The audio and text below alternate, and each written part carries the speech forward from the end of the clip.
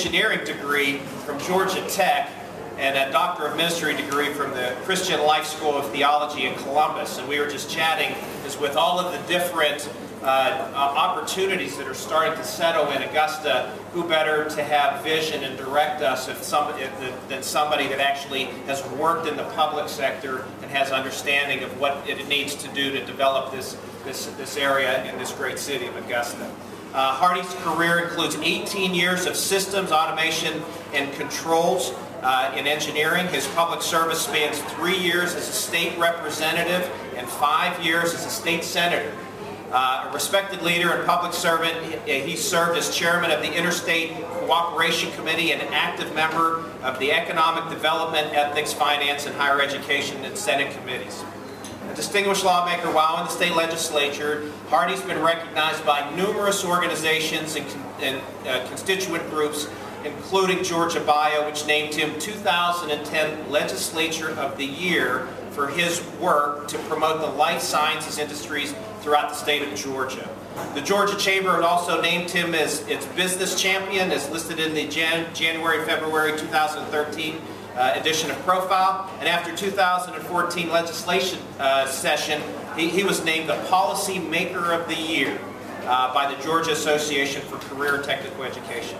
He was selected to receive this award because of his strong support and commitment to improving high school graduation rates by focusing on CTAE programs to keep students in school so that they can develop necessary skills to better and succeed in life, and perhaps one day be a member of one of the best places to work in the state of Georgia, which is ADP. Had to throw that in there. On March 6, 2014, he qualified to run for mayor of Augusta, and he was elected on May the 20th, 2014 as the 84th mayor of this great city of ours. So let's have before we introduce him, I also want to make sure that his wife, who is Yvette Plather of Valdosta for about 20 years, and then his son Benjamin also gets some props, because it's always the support of a family that makes a great man. So without much ado, I'd like to bring up the Honorable Mayor Hardie Davis.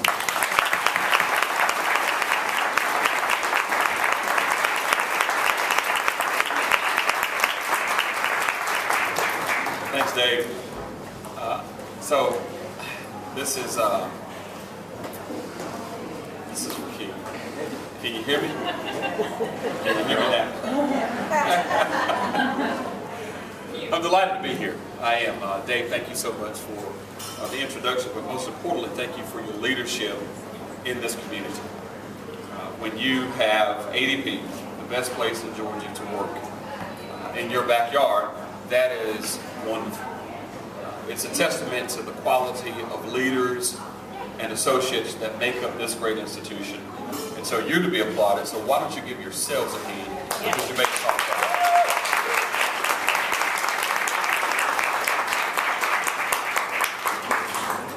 Now, I was told that I have to color in the lines.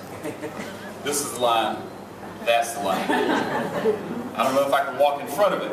Can I walk in front of it, Eddie? I can walk in front of it? As long as I stay in the lines. Okay, all right, got it. So today, I'm talking from this one now. Can you hear me? Can you hear me now? Okay. No? Can you hear me? Can you hear me now? It's on, I think. All right, if not, then I'll just stay right here. All right. So,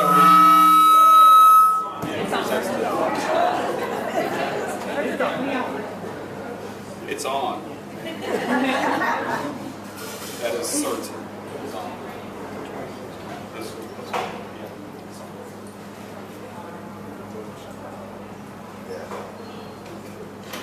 All right, testing 1, 2, 1, 2, 1, 2, 3. All right, let's not make it complicated. I'm going to stay right here. All right. So today is an interesting day. I appreciate Dave for acknowledging my wife and my son. So let me tell you how important today is. So today, September the 17th, happens to be our 21st wedding anniversary.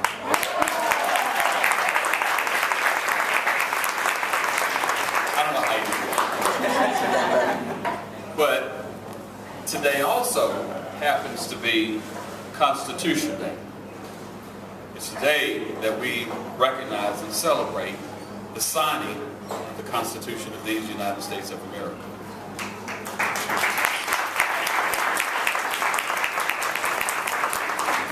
I'm just this veritable cornucopia of useless but necessary knowledge and information. And so when you think about, just those things, you think about what makes, people have some sense of longevity. You think about our country, because 21 years versus 200 plus years of a country framed around the Constitution, those are all important facts. I didn't necessarily talk to you about it, but since Dave mentioned it, I thought I'd mention it. You want to know about me, how did I become, or at least arrive at the place that I'm at? And I'll start by saying this: I'm just a regular guy who lives next door to me, who had an interest, a curiosity, a passion for not only community, but also for people. I think that's what makes ADP great. It starts with this investment in you, the people. And you then make significant contributions that make this a great place not only to work, but a great place to learn and relate to other people. And so as I think about that in the context of my leadership, I understand you want to hear about what's my vision for Augusta. We'll talk about that.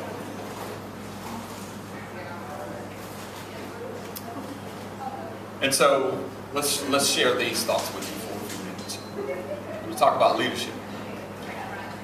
To arrive at this place requires what I call adaptive leadership. So many times you take individuals and they have what many people call the born to be leaders. Those are core leadership skills. Those are the things like strategic thinking. Those are the things like action that end up with results. But those are the things that largely most people rally around when it comes to the idea or concept of leadership. But adaptive leadership is much different than that. We can take people who come to the table with core leadership skills, but many times they miss the adaptive leadership skills that are necessary to become what we call great leaders. There's always a difference. Let me share this thought with you, and I'll weave it into my vision for Augusta. Adaptive leadership, in its most basic sense, is a practical leadership framework that allows individuals and organizations to thrive in challenging and changing environments. Why is that important? Most of us come to leadership opportunities with a set of rules that people have hired me. I'm here to do a job, and I just immediately try to deliver on business results. Because of your ability to be a strategic thinker, you've demonstrated a level of action in your past experiences that then deliver on business results. The reality of it is, that's good. Those are the things that get you promoted. But those are not necessarily the things that make you great leaders. It is the ability to be adaptable in a changing environment with a changing framework. In Augusta, over the last several years, we've all expected great things to happen. The reason I ran for mayor was that I expected those same great things to happen, but I knew leadership had to be provided for. Leadership that was willing to make different decisions than what we've always made. Leadership that was willing to do things a little differently than what's always been done in Augusta. Because you the people who live here, have expected that. So I proceeded to run for office, was elected, and subsequently began to share our vision for One Augusta. Now, I applaud Dave and his leadership team for just the diverse environment that you have here. Well, that's the way I see Augusta. I don't see Augusta through the lens of a black versus a white Augusta. I don't see Augusta through the lens of South Augusta versus West Augusta. I've always viewed Augusta as the place of one Augusta, where all of us come to make significant contributions that make the city, make the community better than she's ever been. So how do we arrive at that place? We arrive at that place through adaptive leadership. Let me talk about that, what that means. Adaptive leadership is about emotional intelligence. Emotional intelligence is a set of skills that allow us to capture an awareness of our own emotions, but then the emotions of others who might not be like us. In Augusta, Georgia, we've rallied so much around this pendulum of one group versus another group, but never really understanding why are people at that place. What I told my staff and I've told others in local government is that if everybody's winning, nobody cares what color you are because you're on the same team. If great things are happening in and around all of Augusta, nobody cares. They just want to be a part of it. It's like being here at ADP. Everybody wants to be a part of the ADP team because of the culture that you fostered here as a result of having a diverse talent. So you think about that.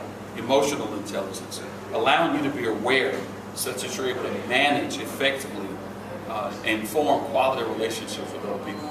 So what have we done that translates into a vision for the city of Augusta? So we've got 3 strategic goals. We want Augusta to be a city of place. What does that mean? Well, you can move anywhere. You can go anywhere. But we want Augusta to be a destination because of our quality of life that we make available to all of our citizens. That translates into not just a good place to work, but a place to live and to raise your family and to educate your family as well. And that's part of our core vision for the mayor's office, that we want Augusta to be a location, a place of opportunity for all of our citizens. That translates into having not just ADP here, but Starbucks here. What does that mean? That means we also have Solvay Pharmaceuticals or polymers here in Augusta, where you're able to provide opportunities for today's generation, but future generations as well. That requires us to create a culture and a climate, and part of our role in the mayor's office is to create that, whether it be through business licensing, permitting, taking the red tape out, and getting people in a position so instead of saying no, and that be the culture that we have today, but a culture where we say, wait a minute, let me think about how we can do that. I think that's what happens here at ADP. You look for opportunity to say, this is how we can do that, as opposed to, oh no, we can't do that because we've never done it before. So we're going through a complete culture shift and a transformation in local government of where from day one we were met with resistance in the mayor's office with, oh, well, we just can't do that. Well, why not? It makes sense. It's simple. And you're talking to an engineer. We solve problems. We solve problems. We don't make problems, we solve problems. And so when you think about that, that requires understanding the framework through emotional intelligence, which is what adaptive leadership is, of this is a systemic culture that's been here for many, many years. How do we begin transforming that, but getting people to buy in? You hear John Maxwell talk about it often, about the law of the buy-in. So as leaders, you have to take time to foster an environment where people understand where you want to go and what their role is in getting there before they buy in. That's adaptive leadership. Here's another piece. Character. Leaders who embody a true sense of character, they're transparent and they're forthcoming. I want you to think about that for a moment. If you are on your way to leading a department or a team, even if it's for just a project here, you have to be transparent. How many of you have ever worked in a situation, I know not here, but maybe before you arrived at ADP, of where they told you just enough to get you interested, but didn't tell you the details? That's very difficult to work in, isn't it? Because the creativity, the passion, the energy that you would bring to whatever it is you're assigned, it's not there. Because you feel like somebody's left the piece out that you need. Well, when I think about Augusta and our role as mayor, it's sharing broadly with everyone that we start with the vision for one Augusta, which means it's everybody included. But here's your part in it. in order for us to be successful. It's not just the commissioners who we have to communicate with, because they have to buy into it as well. Otherwise, we'll have 13 different visions for the city of Augusta, and you can't be successful that way. Too long, that's what's happening. But we've got to frame it in such a way that they understand we've got a singular vision for the city of Augusta. You play a substantial role in that, and now we have to engage our staff, the employees, the department directors, and then the staff who support their efforts as well. What does that translate into? Well, there's character.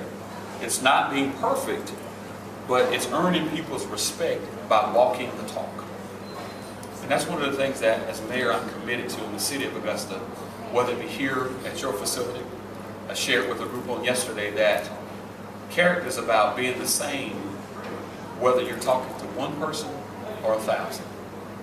That should need to be the same. And then, of course, there's development.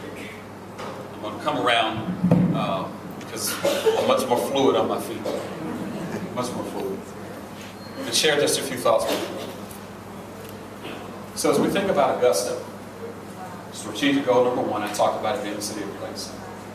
Number 2, we want Augusta to be the cyber technology capital of the South. I didn't say of the country, I said of the South. Because when you start with the lowest common denominator, you always begin things in its most basic elements. There's no way in the world Atlanta can be the cyber technology capital of the South, because they don't have the Cyber Command Center of Excellence. But we do. We can't be Atlanta, even though I love Atlanta. I went to school in Atlanta. Go Jackets, for all the Bulldogs in the room. That's for Keith Owens. But we can be.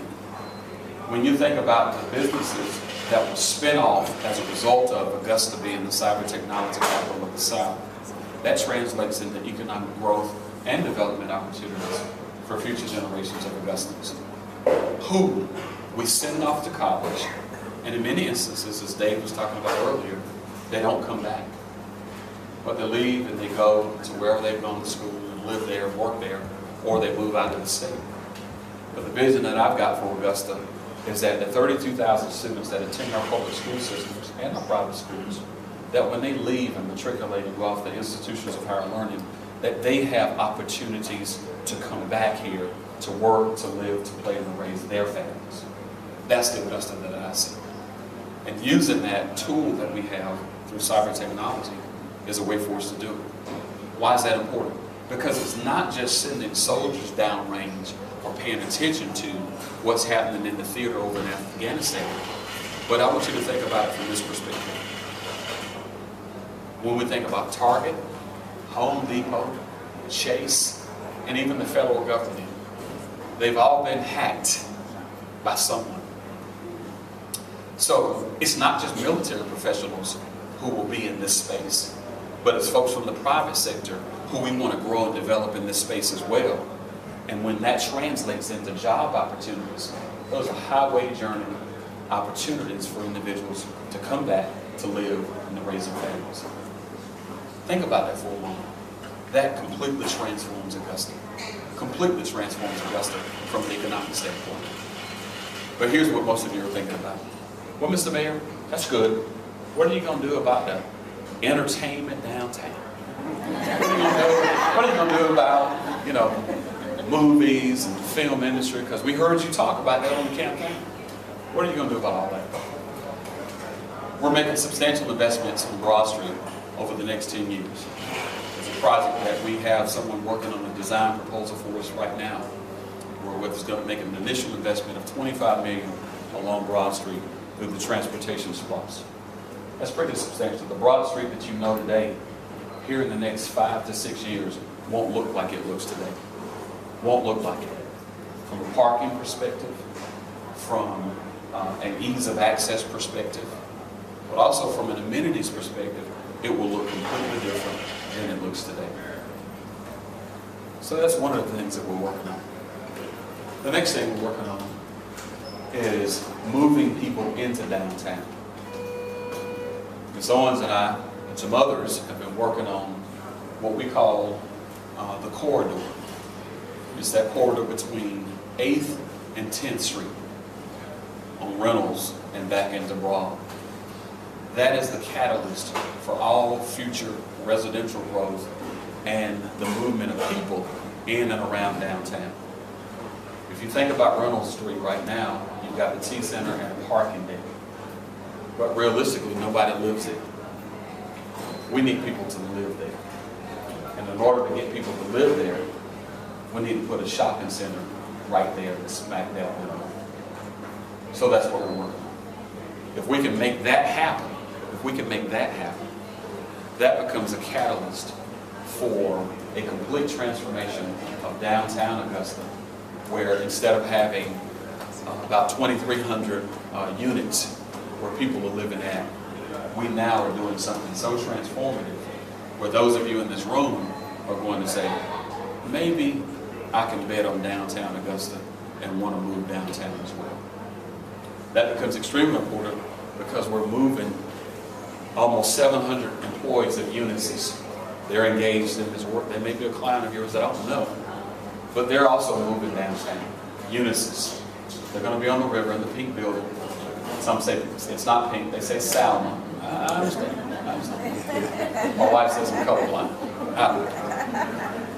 But that's almost 700 employees who are moving into that space right now. And those are high-wage earning jobs that they need a place to live downtown, but they also need a place to shop and do commerce downtown. That's the Augusta that I see that we're actively working on and in pursuit of in terms of transforming Augusta. I was asked earlier, Mr. Mayor, what are you going to do about South Augusta? I live in South Augusta.